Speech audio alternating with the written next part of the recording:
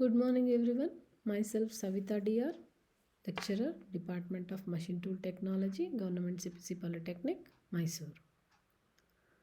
I welcome you all to the session 2 of Unit 1, the lathe. Here we are going to discuss some lathe parts like the bed, headstock, tailstock, carriage, feed mechanism, and screw cutting mechanism. After completing this session, you are able to understand the working concept of different parts of the lathe and feed mechanism and thread cutting mechanism. So first we will discuss about the lathe parts. It is a lathe mainly consists of the following parts. It is bed, headstock, tailstock, then carriage, feed mechanism and screw cutting mechanism. We will discuss all these in detail one by one. The first and the foremost part of the lathe is lathe bed. So lathe bed is main guiding member of the tool for accurate machining work. It forms the base of the machine. The headstock and the tailstock are located at either end of the bed and the carriage rests over the lathe bed and slides on it. That is, the headstock, tailstock and carriage are located on the bed. So for accurate machining, the bed must satisfy the some conditions. That is, it should sufficiently rigid. That is, it is sufficiently strong enough to prevent deflection, and it must be massive with sufficient depth and width to absorb vibrations. It must resist the twisting stresses set up due to cutting forces, and it should be seasonal naturally to avoid distortion or warp. The guideways of the lathe bed may be flat, inverted V shape. The bed material should have high compressive strength, should be wear resistant and absorb vibration. In this picture, it is showing the lathe bed of flat and inverted V type. The cast iron alloyed with nickel or chromium forms a good material for the, that is the suitable material for the lathe bed. Next we will move on to the headstock. Headstock is located at the left hand end of the lathe bed and it provides mechanical means of rotating the work at multiple speeds. It consists of a hollow spindle and mechanism for driving and altering the spindle speed. It consists of a gear train, back gears and all spindle mechanisms to drive or to altering the speed. Then it has to, there are many conditions to change the spindle speed. What are those? That is type of material to be cut and the type of cutting tool material used, the type of finish required, the type of cutting fluid used, the diameter of the work, the type of operation and the rigidity and condition of the machine. So these are all the conditions to change the spindle speed. We can change the spindle speed by headstock gear drive mechanism. Next part of the lathe is tailstock. So tailstock is also known as loose headstock. So it is located at the right hand end of the bed to accommodate different lengths of work. The body of the tailstock can be adjusted by sliding it to the desired position on the lathe bed. The two main uses of the tailstock are it supports the other end of the work, it holds a tool for performing operations such as drilling, reaming, tapping, etc. The next part of the lathe is carriage. Carriage is the part of the lathe which is situated on the lathe bed, which can perform the sliding action on the guideways of the bed. It consists of many parts. It is to support, to move, and to control the cutting tool. It has many parts. So it consists of following parts like saddle, cross slide, compound rest or compound slide, or apron, and tool post. We will see what are all those parts. So saddle, this H-shaped casting is saddle. This is the apron mechanism which is mounted on the lathe bedways, and it is fastened to the bedways, and then upon that a saddle is mounted. On the saddle a cross slide is mounted on the top of the saddle. Then on the top slide of the cross slide there is a compound rest. So that compound rest can be having a swiveled base, that is to incline the feed mechanism. And on the compound rest the tool post can be mounted. Then the next part of the lathe is feed mechanism. The movement of the tool relative to the work is termed as feed. That is, the movement of the tool relative to the work is termed as feed. There are three types of feed. They are longitudinal feed, that is cross feed, and angular feed. What is longitudinal feed? If the tool moves parallel to the work, that is towards or away from the headstock, that is the tool moves parallel to the axis of the workpiece, then the feed is known as longitudinal feed. Then what is cross feed? Cross feed, when the tool moves perpendicular to the work, that is towards or away from the operator. That is, the tool moves perpendicular to the axis of the workpiece, then the feed is known as cross feed. It is perpendicular to the workpiece. Then the angular feed. The tool moves at an angle to the work.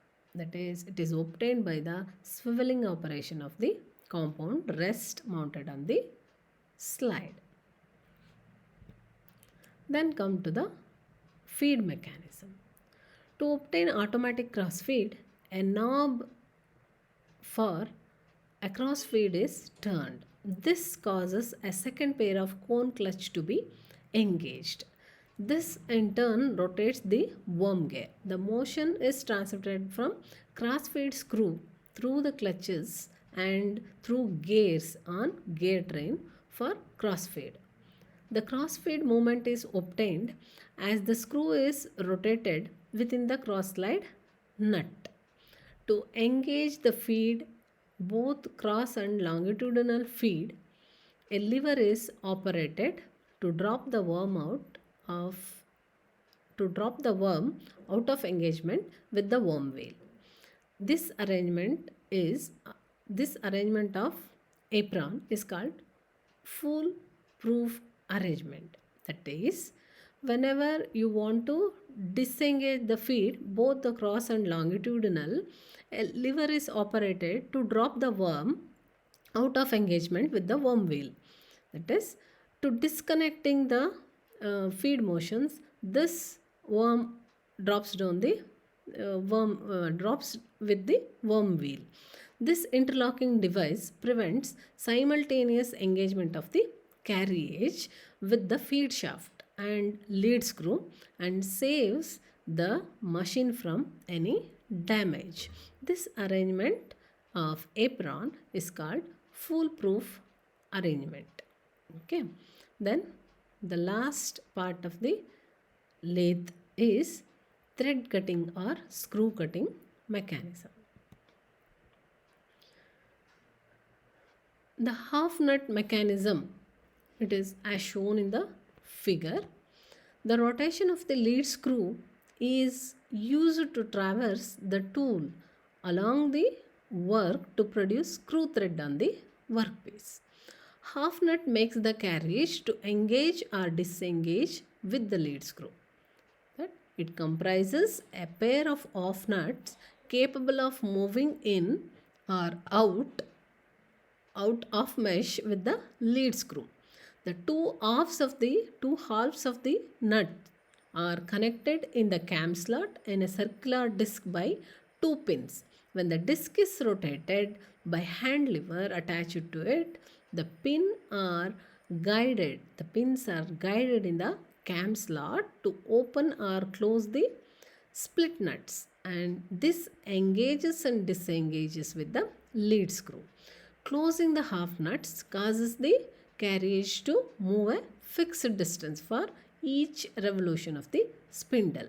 The split nut is used only for thread cutting and it is not used for any other operations. That is, when the rotation of the lead screw is used to traverse the tool along the work to produce the screw thread, and half nuts makes the carriage to engage and disengage the lead screw.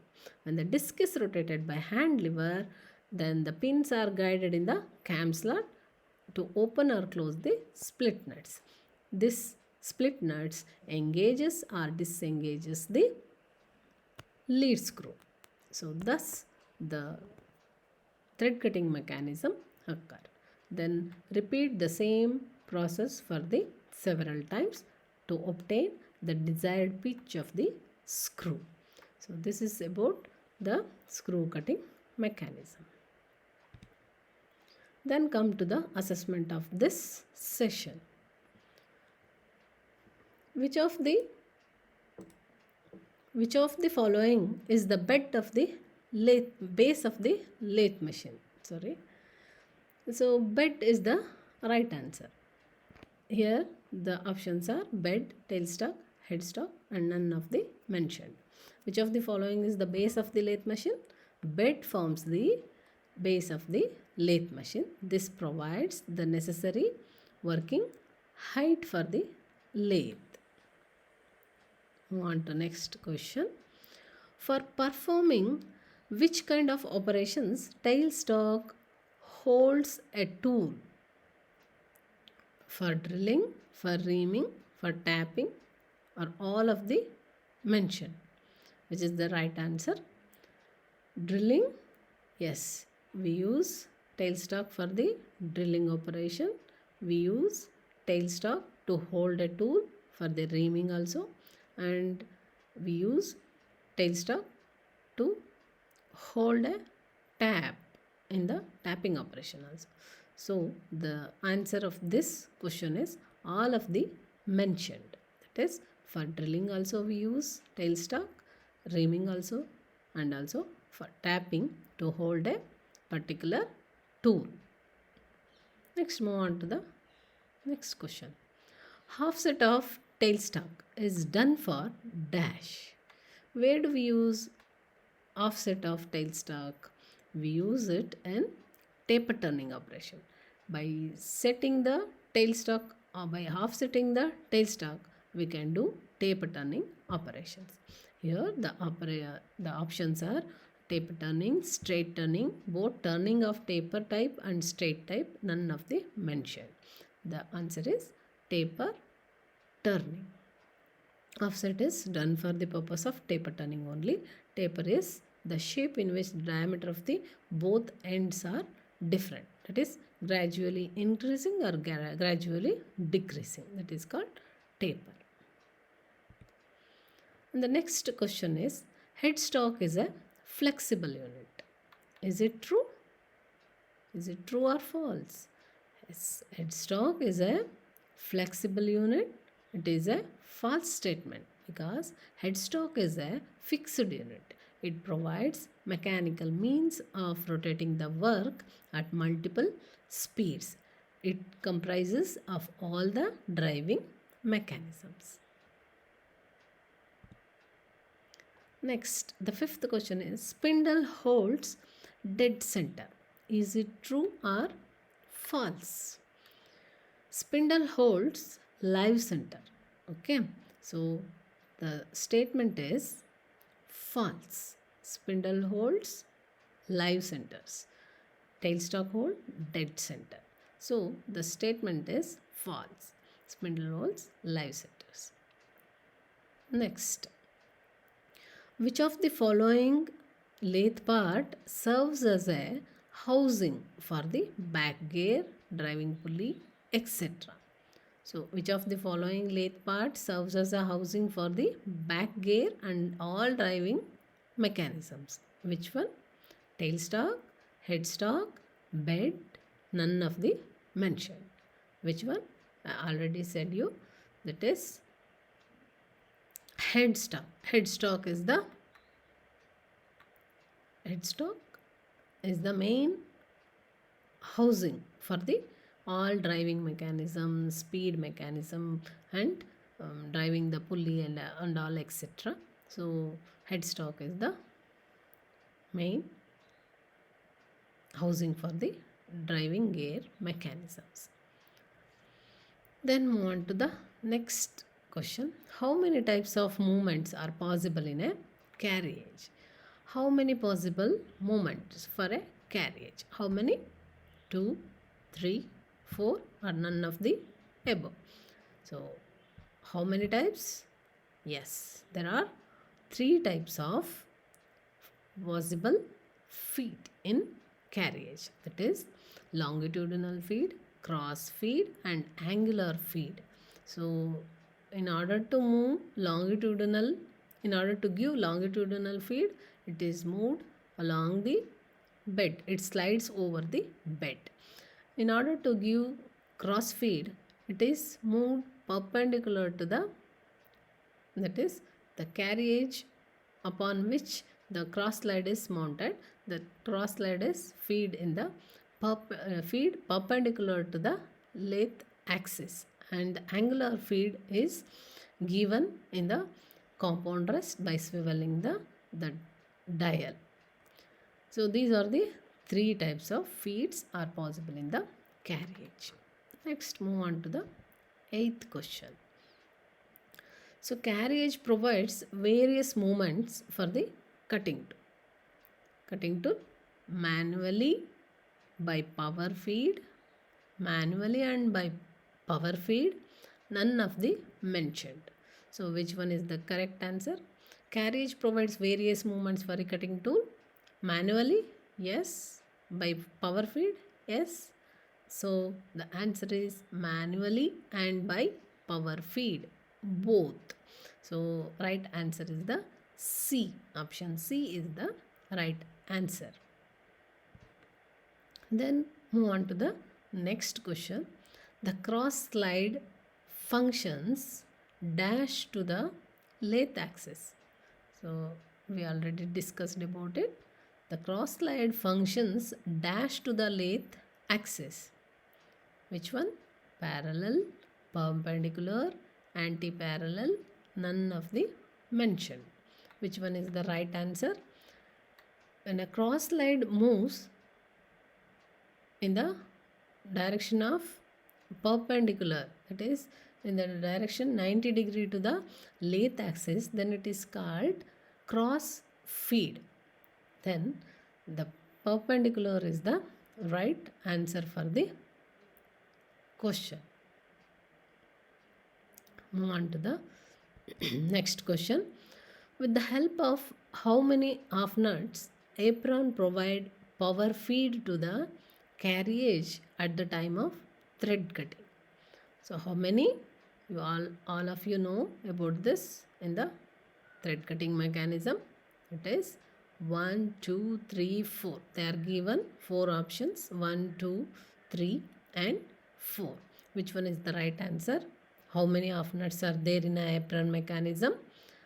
There are 2 of nuts in a apron mechanism. In addition, there is a split nut which engages when required with the lead screw and disengages if it is not required. This type of engaging and disengaging may be for internal or external gear cutting. Only we use, that is external thread cutting, thread cutting. So internal and external thread cutting purpose we use this apron mechanism, off nut mechanism. So these are the some of the key answers for the objectives given in your slide for this session. Next, we will move to the assignment of this session. So you have to draw a diagram of the lathe and label its all parts. Okay. Then if it is possible, you have to learn all the functions of the parts of the lathe. Then the second question for this assignment is, with the help of a neat sketch, explain thread cutting mechanism. What is the mechanism which is behind the thread cutting? You have to draw a neat sketch and explain the thread cutting mechanism. So these are some references. We will conclude this session here. We will meet in the next session. Thank you.